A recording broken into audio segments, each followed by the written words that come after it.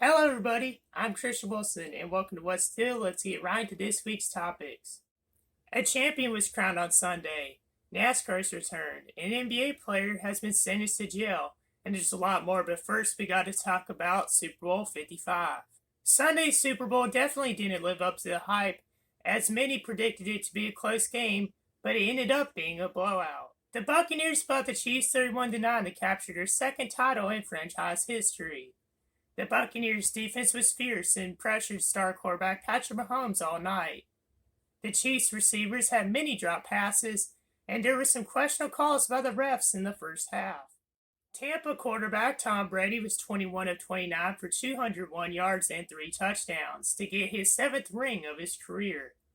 Stars tight end Rob Gronkowski, wide receiver Antonio Brown, and running back Leonard Fournette all scored in the game. Also in the news in men's college hoops, there's been some big surprises this season. In this week's rankings, Ohio State jumped up to number 4 in the nation with a 15-4 record. Two SEC teams have struggled over the past few seasons. Missouri and Alabama are currently number 10 and 11. The Michigan Wolverines are currently number 3 with a 15-1 record. And at number 1 and 2 is Gonzaga and Baylor, which are still undefeated.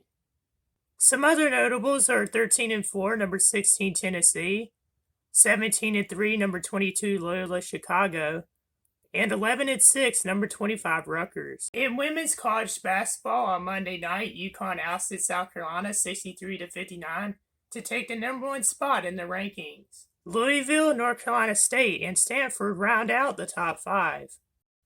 In the NBA, Minnesota Timberwolves guard Malik Beasley was sentenced on Tuesday to 120 days in jail, which he'll have to serve after the conclusion of the season. Beasley pleaded guilty to 1 felony charge of threats of violence. Malik's attorney, Stephen Haney, said that Beasley will be part of a work release program and could potentially serve the sentence through home confinement. Under a plea deal, felony drug charges against him were dropped. Meanwhile, as of Tuesday night, the Philadelphia 76ers lead the Eastern Conference with a 17-7 record.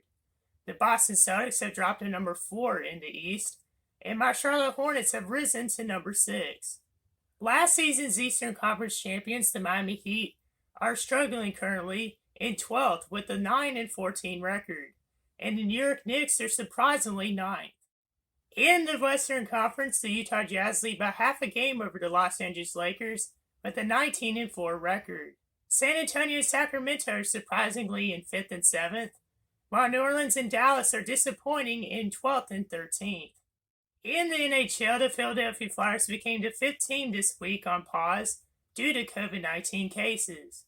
The Buffalo Sabres, Colorado Avalanche, Minnesota Wild, and New Jersey Devils have all postponed their games this week as well. Edmonton Oilers center Connor McDavid leads the league with 27 points.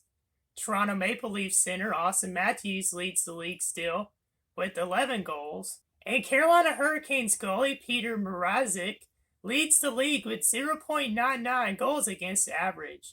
And lastly, in the news, on Tuesday night was the return of NASCAR, with the Busch Clash exhibition race at the Daytona Road Course. Favorite and defending Cup champion Chase Elliott started in the rear in the 35-lap event, but made his way up to the front in the closing laps. In the final laps, Chase dueled with Ryan Blaney for the win, with Kyle Busch waiting in the wings in 3rd. On the final lap, Chase got into Ryan Blaney in the final chicane and put him in the wall as Kyle Busch snuck by to steal the win. Elliott came home in 2nd, while Ryan Blaney came home in 13th. This coming weekend is the first regular season races of the season at Daytona International Speedway. On Friday night is the Truck Series. On Saturday is the Xfinity Series, but on Sunday is the main event, the Great American Race, the Daytona 500, on Fox at 2 p.m. Eastern Time, and I'm very pumped. You can check out my show each week on YouTube, Instagram, and Facebook.